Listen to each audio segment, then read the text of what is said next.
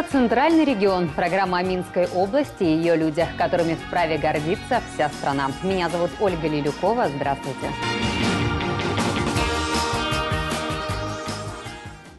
Сегодня пункт назначения нашей программы «Вилейка» – город, который расположился на красивейших землях, где течет извилистая река Вилея.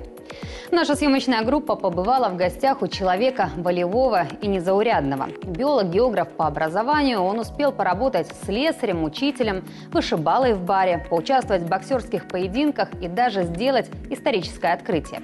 Сегодня Игорь Китиков, директор профессионально-технического колледжа, депутат районного и Минского областного совета депутатов. Его удивительную историю мы расскажем сразу после знакомства с городом Вилейка.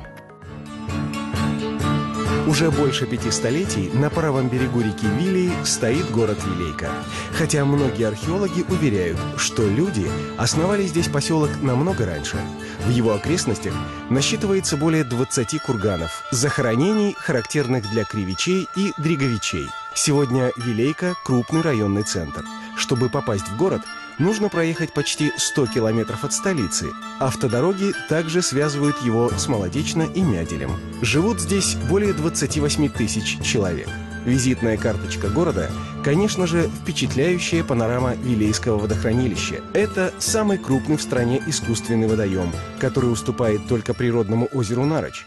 Площадь водоема почти 65 квадратных километров. Он обеспечивает и Вилейку, и Минск чистейшей питьевой водой.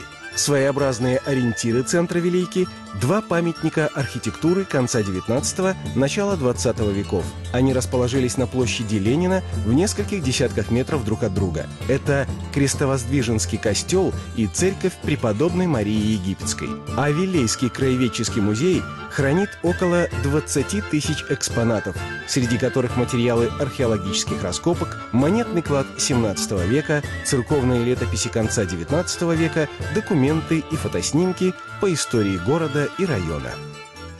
Игорь Китиков – человек слова и дела. В колледже, который он возглавляет, возвращают престиж рабочим профессиям. Здесь создан свой мир, где учащиеся живут комфортно. И в то же время тут тонко чувствуют конъюнктуру рынка. Современные учебные корпуса и общежития, производственные мастерские и библиотека с выходом в интернет. И даже собственные бизнес-проекты, которые приносят внебюджетные деньги на развитие колледжа. Да, у нас несколько десятков гектаров, не считая учебного хозяйства, еще 300 гектаров. Так что работы хватает. Как видите, по-спортивному выгляжу, потому что пешком приходится каждый день 2-3 раза обходить, смотреть, кто чем занимается, вот, где какой нужно навести порядок. Сейчас мы с вами пришли, можем сказать, на один из последних наших проектов, на нашу гордость, вот, станцию технического обслуживания. То есть мы готовим автослесарей. Естественно, как вы видите, все мастерские, все кружки у нас выходят на конечный продукт. Если раньше автослесарь готовился на бэушных узлах, на бэушных двигателях, с помощью плакатов, с помощью, как я говорю, зубила и молотка, вот, то это на сегодняшний день слесарь должен готовиться на современном оборудовании. И я больше скажу, на современных машинах. Естественно, закупить современные машины мы не можем, потому что их, во-первых, несколько тысяч модификаций. Поэтому было принято решение на базе старого гаража создать свою станцию технического обслуживания. У нас парк машин, несколько десятков машин, поэтому изначально план был такой. Эту станцию создаем для того, чтобы учить детей и ремонтировать свои машины. Но когда мы втянулись в этот план, вот, то есть поставили гидроподъемник, регулировку фар, развал схождения, шиномонтаж, компьютерную диагностику. Уже на базе формирования СТО, кстати, оборудование здесь где-то примерно на несколько десятков тысяч долларов. Почему примерно? Это коммерческий секрет, потому что мы конкурируем с коммерческой СТО, у нас Вилейки их 2. И часть денег мы получили по бюджету, и половину денег мы уже с небюджета, то есть с других производств, перебросили сюда. Как говорится, заработали деньги и вложили.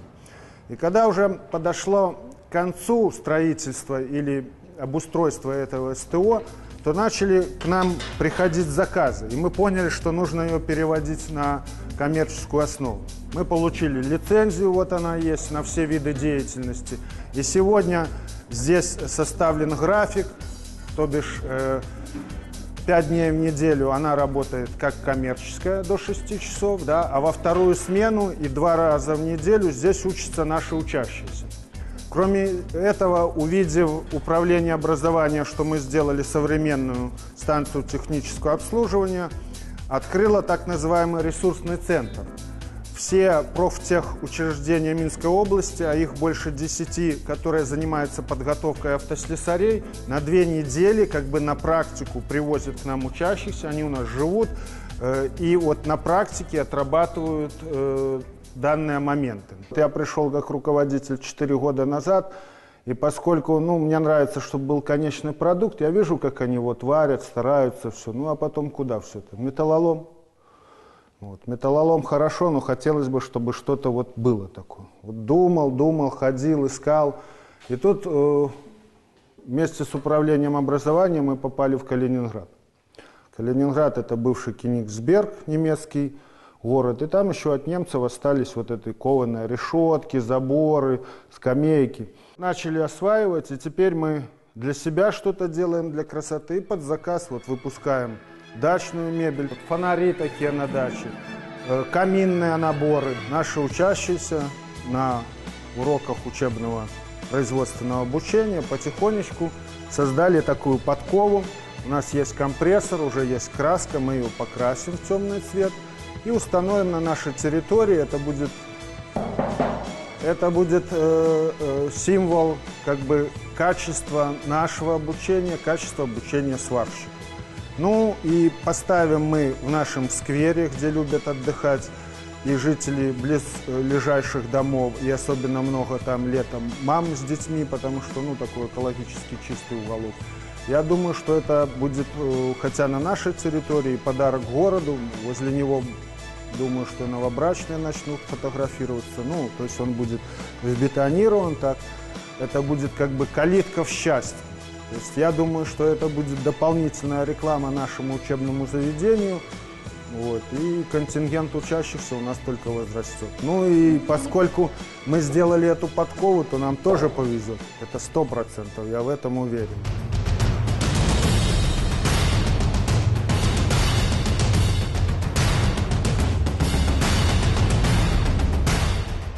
Поскольку мы готовим столяров-плотников, естественно, нельзя просто обрабатывать кусок доски и, как я шучу, потом выбрасывать ее, и директор везет на дачу и палит в камине. Нужно делать конечный продукт. Поэтому благодаря нашим предшественникам, вот в частности, Виктор Иосифович Циркунович построил когда-то этот цех для производства окон, дверей. Будем говорить, когда я уже работаю руководителем, мы обновили, расширили парк станков, которые здесь есть, и перешли уже, мы делаем не только окна и двери под заказ, но и делаем мебель. Детям тоже нравится работать, у нас часть станков уже, будем говорить, устарела, но мы их не выбрасываем, часть у нас новые закуплены, тоже большинство на небюджетные средства. Конечно, когда дети работают на современном оборудовании и чувствуют то, что конечный продукт, он красивый, который конечный продукт реализовывается, они понимают, что они вырастут, получат профессию, будут зарабатывать деньги, и плюс себе всегда сделают что-то. Стол, стул. Здесь вы можете видеть то, что мы делаем. Мы это вот для клиентов специально сделали, вывозим на выставки, то есть видно, что вот мы готовим двери, как видите, качественные. В основном, конечно, эти двери, они применяются на дачах, деревенских домиках, да. Мы делаем окна. Вот. Конечно, объемы производства у нас небольшие, я тут не буду ни о чем говорить, но опять же повторяю, что мы должны учить детей, а потом мы уже зарабатываем деньги. Но преимущество того, что если на крупных производствах делают стандартные окна, двери, да, то мы можем и в баню сделать шире, уже, ниже, да. Каждый же под свой рост, будем говорить, делать. То есть нам не надо ничего перестраивать.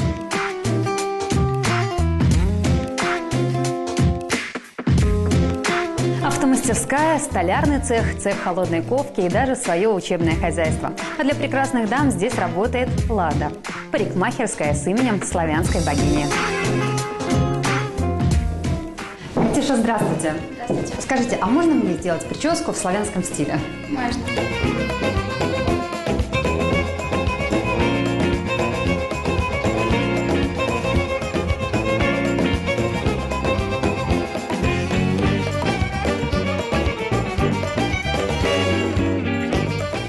Ну вот, была просто девушка, а стала девушка в славянском стиле. Дизайн каждого помещения наши художники разрабатывали, а делали коменданты, мастера, то есть, ну, каждый свою лепту вносил. Ты к нам откуда приехала? Молодечно. Молодечно. А ты? Докшинский район. Докшинский район. Вот вам, пожалуйста. Молодечно, крупный город, едет к нам. Она с Докшиц приехала. Докшицы — это уже Витебская область. Да. Нравится девчонке учиться? Нравится. Директор злой? Нет. Приятно работать самому и учить детей. Даже своего рода такая эстетика для клиентов, релаксация, это 100%. Я вот уже работая с февраля месяца, я убедилась, ну, беседуя тем более с людьми, убедилась на все 100%. Ну, действительно, это здорово. И эта идея, конечно, ну, спасибо директору нашему. Я когда выхожу отсюда с работы, у меня уже давно такого состояния не было. Такое чувство какой-то удовлетворенности. Вот вроде бы и уставшие, и физически бывает нагрузка такая конкретная. Но это, наверное, должно так быть. Руководитель с железным характером, а каков он в быту? Как найти свой путь в жизни? И какая коллекция может принести удачу? Об этом узнаем через несколько минут после обзора самых значимых событий из жизни региона на этой неделе. Есть контакт. 3 соглашения, 54 договоренности. Таковы результаты первого белорусско-литовского экономического форума, который прошел в Молодечно. Основные надежды связаны с притоком инвестиций в регион. По итогам первого квартала из Литвы уже поступило 9,5 миллионов долларов. Старый новый дом в деревне Малиновка Логойского района восстанавливают общежитие, разрушенное взрывом бытового газа. В 3-подъездном жилом доме уже возвели фундамент, идет восстановление этажей. После получения необходимых документов строители приступят к отделке. Комфортное детство. В Боровлянах открыли современный детский сад, вторую очередь учебно-педагогического корпуса. Здесь появились спортивные, тренажерные и музыкальные залы, бассейн. Все группы оборудованы современной мебелью. Под присмотром воспитателей смогут находиться 230 детей. На пороге взрослой жизни. 10 тысяч 11-классников области простились со школой. В этом году с золотой медалью родные стены покинули 366 учеников. Еще 30 юношей и девушек получили серебряные награды. Дружба без границ. Международный детский форум собрал школьников Беларуси, России, Латвии и Казахстана в Зубренке. Лидеры детских общественных объединений, активисты школьного самоуправления поделились опытом работы молодежных организаций, провели занятия в школе лидера и поучаствовали в конкурсах и спортивных соревнованиях. Национальный фестиваль белорусской песни и поэзии «Молодечно» станет ежегодным. 12-й по счету форум в этом году собрал десятки тысяч гостей. Праздник посвятили 130-летию со дня рождения Якуба Колоса и Янки Купалы. Разрешилась и главная интрига фестиваля. Победительницей конкурса молодых исполнителей стала Дарья Шульгина из Гродно.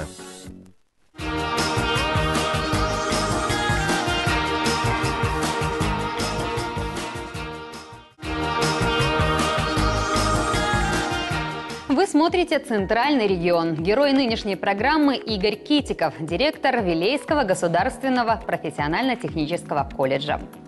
Чтобы хорошо работать, нужно хорошо отдыхать. Далеко за пределы района и области разлетелась слава о праздниках, которые устраивает Вилейский колледж.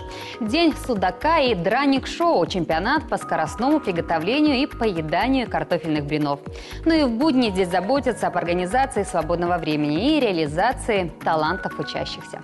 Мы всегда собираем тоже творческих людей с города, с района. Вот Анастасия.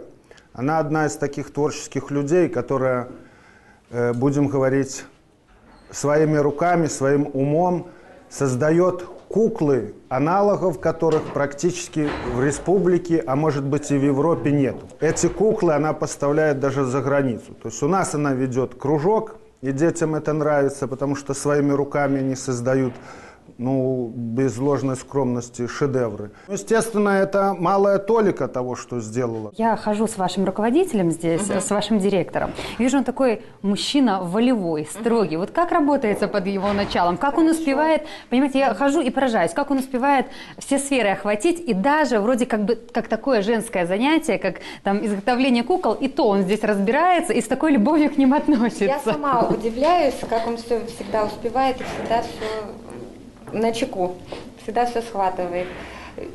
Не знаю, он идет во всем навстречу. Специально для него, может быть, какую-то делали куклу, или на него похожую, или ему в подарок, и что это было? Ну, я Игорю Семеновичу Подкову дарила, это точно. Вот такого дракона сделала, так как этот год дракона, я ему делала такого дракона. Для одних это вот просто пользуется таким спросом, что ни одного не осталось. Это мое изображение. Одни вешают на лобовое стекло, их милиция не останавливает. А другие, кого я там наказал, да, они как куклу Вуду заказывают, и потом иголкой мне чик-чик-чик-чик.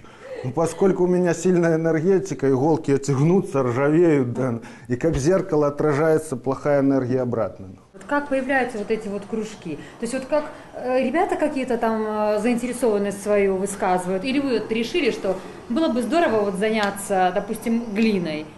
Ну, во-первых, мы устраиваем, так сказать, мониторинг, то есть у детей опрашиваем, чем вы хотите заниматься в свободное время. Вот недавно у нас вырисовался мотокружок, он появился. До этого у нас вырисовался рыцарский клуб, он появился. Вот. То есть здесь и мониторинг детских желаний, вот, и, будем говорить, волевое управленческое решение, чтобы у нас, как вы видите, везде выход на конечный продукт, чтобы его можно было увидеть, понимаете? Не так, будем говорить, полепил, да, и выкинул, попилил, я говорю директору в камин, так? Вот. Или сварил и на металлолом. Нет, оно все должно быть живое, должно быть видно, и должны видеть дети, и на мобильник снимать, и показывать дома, друзьям, девчонкам, показывать, что мы делаем красивые, нужные вещи. После того, что я увидела, просто невозможно удержаться и не попробовать сделать свой кувшин.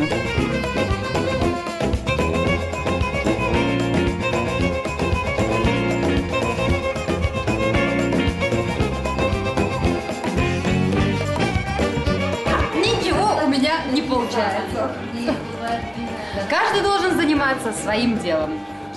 Понимаете, когда все сделано своими руками, да, когда видно, что это красота, не зря же Достоевский сказал, красота спасет мир, да, то не учащиеся, ну, естественно, и преподаватели, никто ничего не портит, да. Вот. То есть нету такого Вася плюс Маша равно любовь, да, или там еще некоторые слова. Такого нету. Часто вечерами тут и с мастерами, и с детьми иногда играю, да. Ну, во-первых, неформальное общение. Можно что-то узнать, можно поговорить, раскрыть душу. То есть в кабинете так ребенок не откроет, ну и даже мастер иногда.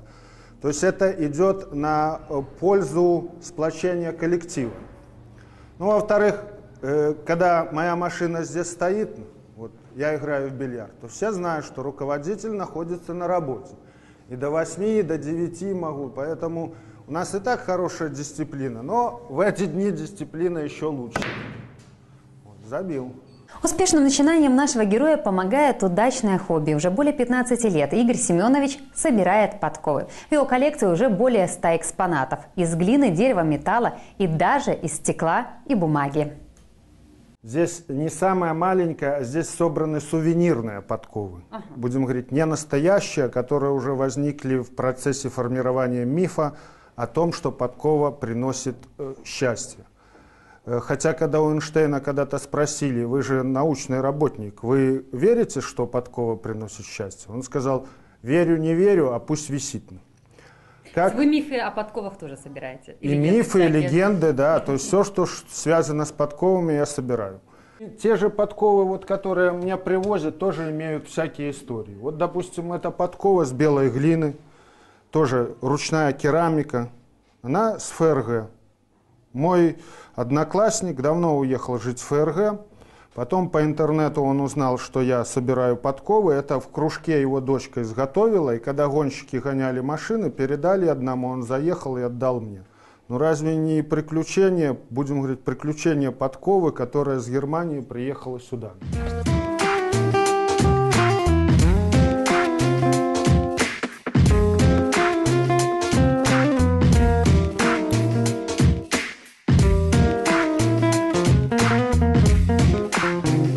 На работу я хожу не потому, что нужно зарабатывать деньги. Конечно, хожу, потому что я люблю свою работу. И честно вам сказать, вот только что неделю был в отпуске, уже в последние дни я уже хотел на работу.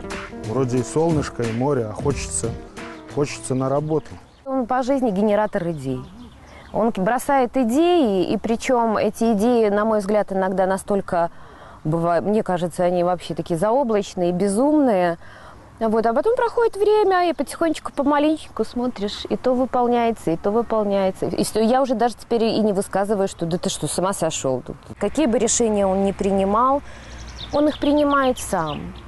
Но пускай даже для галочки, но он все-таки советуется. Кризисы наступают, отступают, а жизнь и учить детей нужно всегда. Поэтому вот и цель нашего обучение, не только обучение, а обучение через конечный продукт. То есть или продукт, или продукция, или оказание услуг. И вы как раз видели, что каждая специальность на выходе зарабатывает деньги.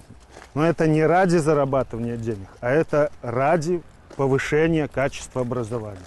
То есть когда человек уже в процессе обучения произвел продукт, оказал услугу и получил за эти деньги, то он приходит уже действительно специалистом, который не будет потом на производстве переучиться. Вы знаете, не обладая некими чувствами общечеловеческими, в том числе добротой, с детьми работать невозможно. Тем более с детьми не детсадовского возраста, а с детьми уже, в общем-то, достаточно сформировавшимися как личности. В семье вы тоже держите дисциплину? Или все-таки жена у вас дома держит дисциплину и вас держит в кулаке? Нет, я, наверное, в семье тоже лидер. Вот. Хотя многое решает жена, многое я. Ну, у нас как бы... Сильный мужчина позволяет женщине, мне кажется. Ну, конечно. Я же вам говорил, что у меня в семье одни женщины. Любимая жена, дочка, мама, теща и моя кошка Касина. Вот. И поэтому для того, чтобы разбавить этот любимый женский коллектив, вот, я взял к себе собачку. Слава богу, это кобель Тархан. Со 2 класса мы в одной школе, в одном классе. То есть у нас уже период знакомства очень длительный. Мы в школе не встречались абсолютно. Мы закончили школу, у нас прошло 5 лет, и мы собрались классом, пошли в ресторан, отмечали это все бурно. И как-то так решили пошутить с одноклассниками, что вот что бы было, если бы мы поженились. Вот так пошутили, все похохотали, а потом как-то Игорь Семенович, очень так, как танк. И началась тоже жуткая любовь. Я выходила замуж, я сходила с ума от любви, все, меня этот мужчина покорил полностью, абсолютно. Жалеете о чем-то, не жалеете? Вот как у вас все в жизни складывается? Нет, я ни о чем никогда не жалею. Единственное, может, у меня один ребенок, дочка. Нужно было все-таки, как говорит президент, 3 сделать. Ну, видите, там Бог не дал детей, зато здесь у меня 1200. Поэтому, как бы, внимание есть кому уделять. Поэтому ни о чем абсолютно не жалею. Ну, кстати, я еще молодой парень. Я думаю, еще столько же прожить. Поэтому впереди все еще можно поменять, что не нравится. А пока все нравится. Такой сегодня мы увидели историю человека, увлеченного жизнью и своим делом. Действительно сильного мужчины Игоря Китикова, директора Вилейского государственного профессионально-технического колледжа. Новая история, иная судьба в следующей программе. До встречи в Центральном регионе.